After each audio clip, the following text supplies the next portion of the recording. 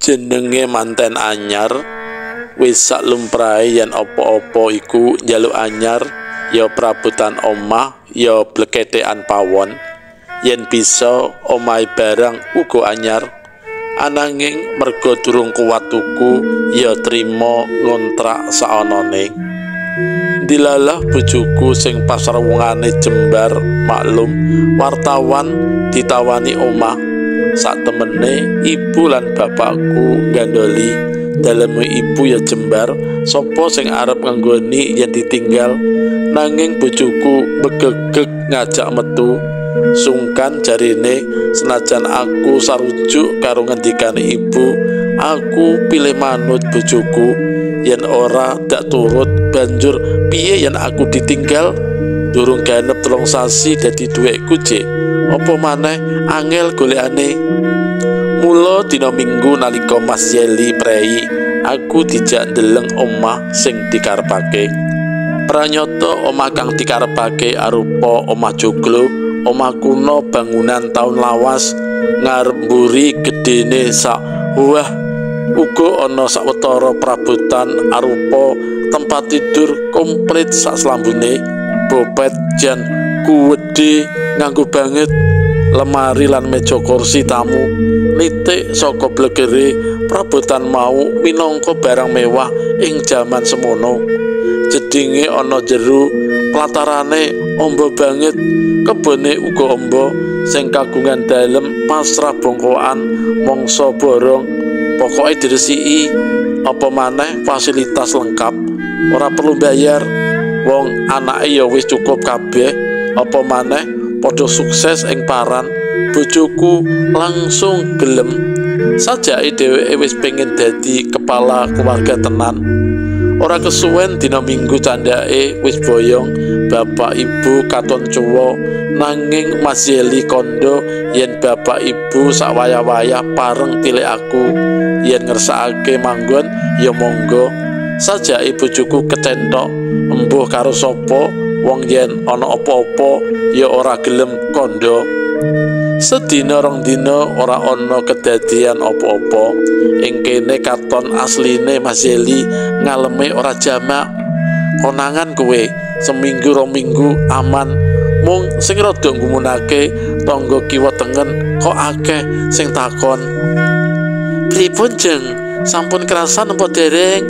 Ra aman-aman mawon to, boten manggi kedadosan aeng lan sak panunggalane. Ge ana apa to sak temene mengko ge? Alah, ora ana apa-apa. Semaure Mas Yeli nalika dak critani bab pitakone tangga teparo kang dak anggep nganeh-aneh kuwi. Sik to Mas, aku nututi dheweke menyang ruang tengah. Apa maneh to Mbak? Mbok wis to, mandhak ngono wae lho. Semaure rada mangkel, alise arep tempuk, aku rada mengkeret. Nanging wis to, ngene bae, yen saksuwene manggon ana kene, aku karo sampean ora nate ngalami apa-apa, rak ya wis to. Tangga kuwi bondo mata. Aku meneng, senajan aku pengen kondo akeh maneh dak empet. Yen aku takon terus ndak dikira ngeyelan, dianggep trigis. Masih dheweke luwih enom sawetara taun tinimbang aku, nanging aku rak bojone dheweke, guru laki kepala keluarga, jadi gelem ora gelem ya kudu nurut. Ngancik dina ke-39 Mas Yeli ditugasake menyang njaba kutha. Tugas dadakan ngono kuwi wis kulino, malah nate menyang manca barang. jarine iki mang Papua ngliput pawarta bab Freeport.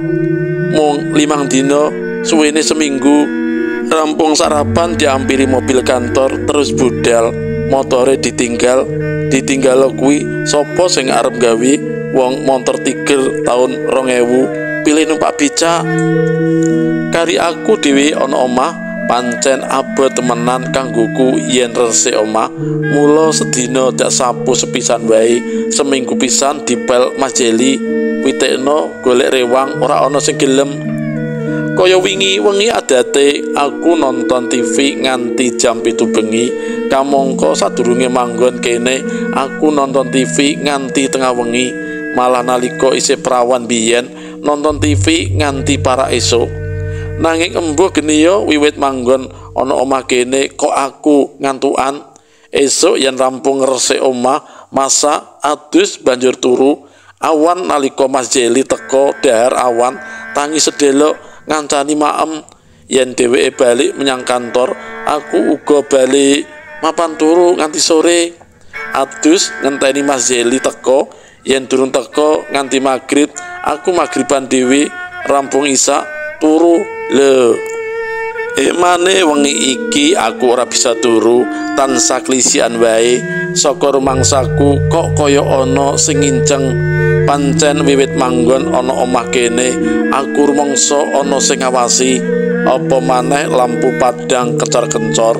Mula nalika ngladeni Mas Jeli ngono aku ora bisa jenjem nganti Mas Jeli mangkel. Lah wediku yen lampune dipateni mengko bojoku malih saka klimis ora ana brengos saklero wae malih dadi diwut-diwut. Banjur lamat-lamat keprungu suarane wong njaluk tulung ing sakselane tangis layung-layung. Gek sapa to ya kae? Apa kang dumadi kok nganti kaya ngono? Apa ora ana sing nulung? Suarane ado banget. Aku nganti jibeg. Jam pira to ya iki? Kahanan ing jaba tintrim adate isih ana gremenge wong ing cakruk ngarep kae. Wetengku klikiken luwe lali ora mangan. Gek yo kebelet pipit barang. Oh alah, kepeksa aku metu kamar. Yen ana Mas Jeli aku uga ora njaluk diterno menyang jeding.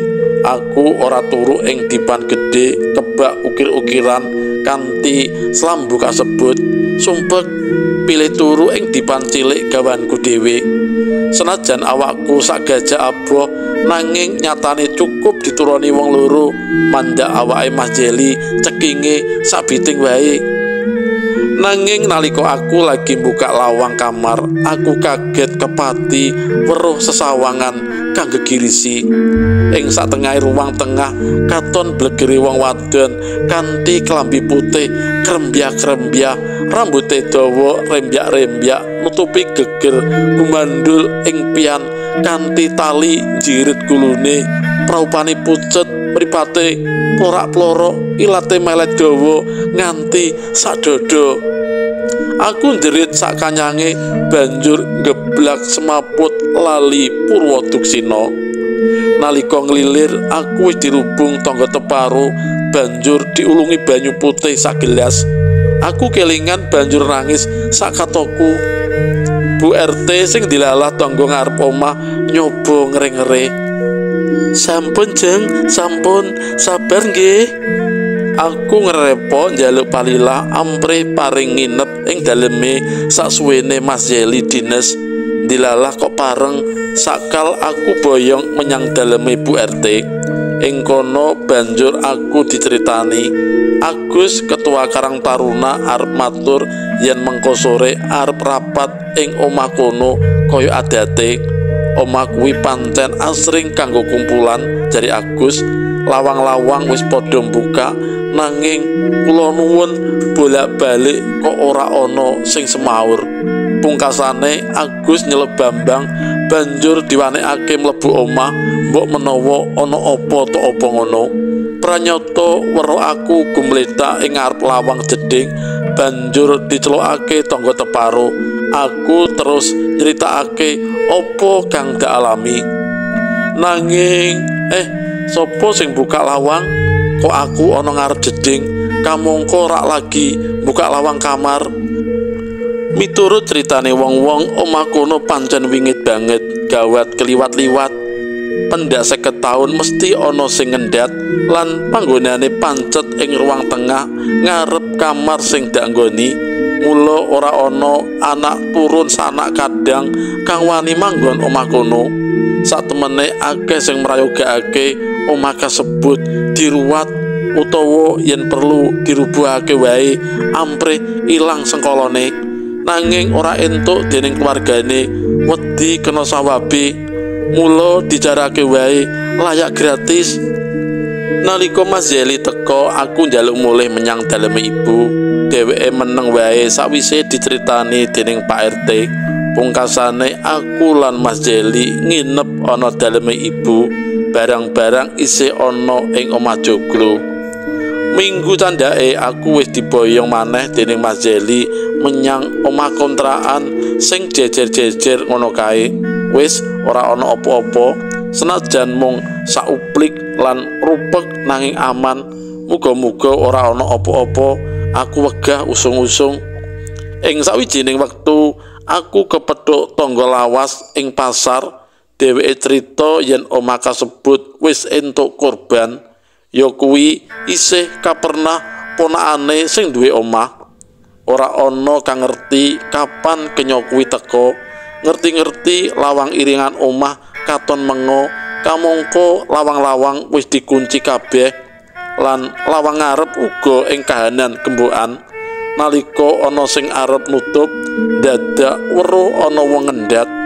Asile otopsi tim reskrim, kenya kasebut murni bunuh diri kanthi kahanan meteng 4 sasi. Jatuh ora cotho.